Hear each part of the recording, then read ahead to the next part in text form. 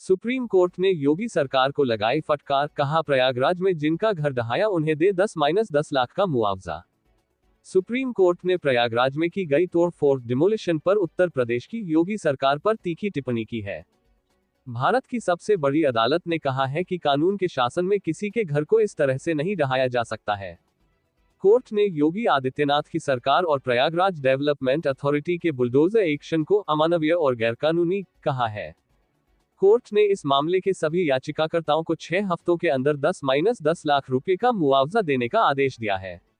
Live law के मुताबिक justice S ओका और जस्टिस उज्ज्वल भुयन की खंडपीठ ने कानूनी प्रक्रिया का उल्लंघन कर घरों को ढहाया गया।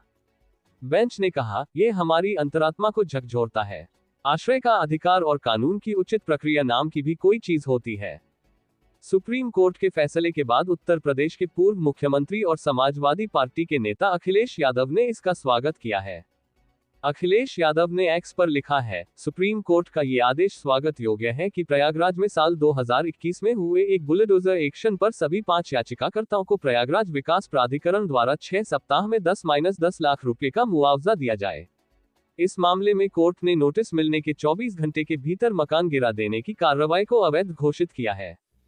अखिलेश ने लिखा है, सच तो ये है कि घर केवल पैसे से नहीं बनता है और न ही उसके टूटने का जख्म सिर्फ पैसों से भरा जा सकता है।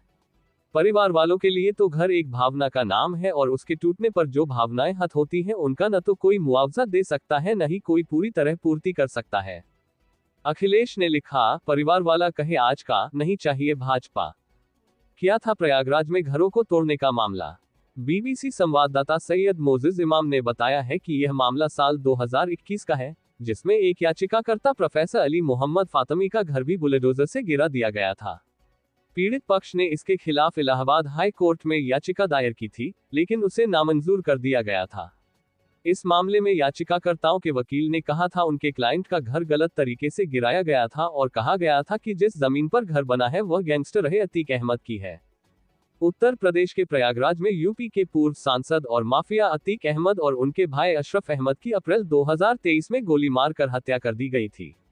ये हत्या तब हुई जब वो पुलिस की कस्टडी में थे और उन्हें रूटीन चेकअप के लिए कॉलविन अस्पताल ले जाया जा रहा था। अतीक अहमद और उनके भाई की हत्या भारत में खूब चर्चा में रही थी और पुलिस की कस्टडी में बेहद करीब से हुए इस हमले पर कई लोगों ने प्रशासन पर सवाल उठाए थे। इससे पहले उनके कई कथित करीबियों के घर पर बुलडोजर चलाए गए थे, जिनमें याचिकाकर्ताओं का घर भी शामिल था। प्रदेश की बुलडोजर कार्रवाइयों पर मुख्यमंत्री योगी आदित्यनाथ ने दावा किया था कि राज्य में बुलडोजर की कार्रवाई पेशेवर अपराधियों और माफियाओं के खिलाफ है। ये ट्वीट जून 2022 का है। क्या थे सुप्रीम कोर्ट के दिशा निर्देश। नवंबर 2024 में सुप्रीम कोर्ट की 2 सदस्यीय बेंच ने देश भर में बुलडोजर से संपत्तियों को तोड़े जाने को लेकर दिशा निर्देश जारी किए थे। जस्टिस BR गवई और जस्टिस KV विश्वनाथन की बेंच ने कहा था कि किसी व्यक्ति के घर या संपत्ति को सिर्फ इसलिए तोड़ दिया जाना कि उस पर अपराध के आरोप हैं, कानून के शासन के खिलाफ है। सुप्रीम कोर्ट ने घरों को बुलडोजर से तोड़े जाने के खिलाफ दायर याचिकाओं पर सुनवाई करते हुए दिए थे पिछले साल को दिशानिर्देश जारी किए थे। उसके मुताबिक पूर्व में कारण बताओ नोटिस दिए बिना विध्वंस की कोई कार्रवाई नहीं की जानी चाहिए। कोर्ट ने कहा था कि इस नोटिस का उत्तर या तो स्थानीय नगरपालिका कानूनों में निर्धारित समय के अनुसार या नोटिस दिए जाने के 15 दिनों के भीतर दिया जा सके। इसके अलावा इस दिशानिर्देश में कहा गया था कि नोटिस पंजीकृत डाक से भेजा जाए और संपत्ति पर भी चिपकाया जाए, नोटिस में तोड़फोड़ के आधार स्पष्ट हो। कोर्ट ने कहा था कि नोटिस को पूर्व तिथि पर जारी किए जाने के आरोपों से बचने के लिए जैसे ही नोटिस संपत्ति के स्वामी या वहां रहने वालों को भेजा जाए, उसके बारे में जानकारी जिलाधिकारी कार्यालय या कलेक्टर ऑफिस में भी भेजी जाए। अपना आदेश सुनाते हुए जस्टिस गवई ने कहा था, एक आम नागरिक के लिए घर बनाना कई साल की मेहनत, सपनों और महत्वाकांक्षाओं का नतीजा होता है। दरअसल कई राज्यों में प्रशासन ने ऐसे लोगों के घरों को तोड़ा है जिन पर सरकार के खिलाफ विरोध प्रदर्शनों में शामिल होने का शक था। उत्तर प्रदेश में मुख्यमंत्री योगी आदित्यनाथ के शासन में बुलडोजर एक्शन का महिमामंडन भी किया गया है।